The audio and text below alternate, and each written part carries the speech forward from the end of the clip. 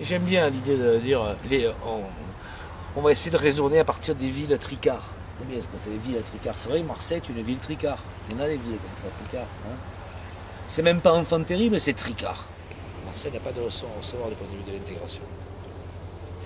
Mais sa réalité urbaine est à l'origine de ça. Malgré les petits problèmes, tous les petits programmes immobiliers merdeux qui ont été faits à l'entrée du port, par-ci par-là. Parce que de toute façon, ces programmes immobiliers, ils sont habités par la classe moyenne. Hein. Et puis à l'autre, le Jobard, là, le troisième armateur mondial qui investit à Marseille. Il n'est pas génial, lui. Bon, il fait une tour qui lui coûte 200 millions d'euros.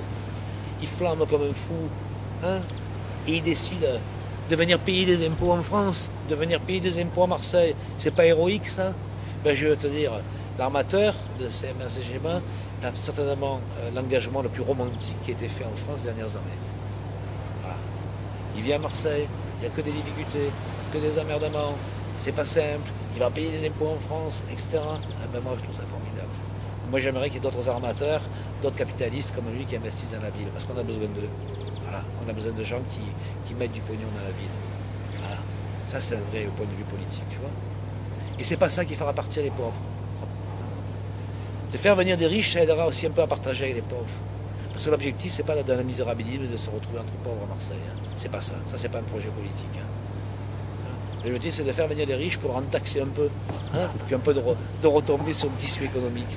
C'est pas mal, ça. Voilà. Donc, j'aime le Marseille du XVIIIe siècle. À l'époque, Marseille était le port de guerre de la monarchie. J'imagine le cours d'Estiendorf, qui était avec des galères du roi qui rentraient là-dedans. Le type, il rentrait là.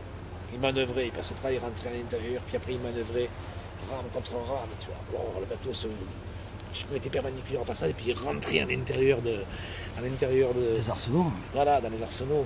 C'était magnifique, tu imagines. Le type, après, il laissait le bateau en carénage, et puis il allait.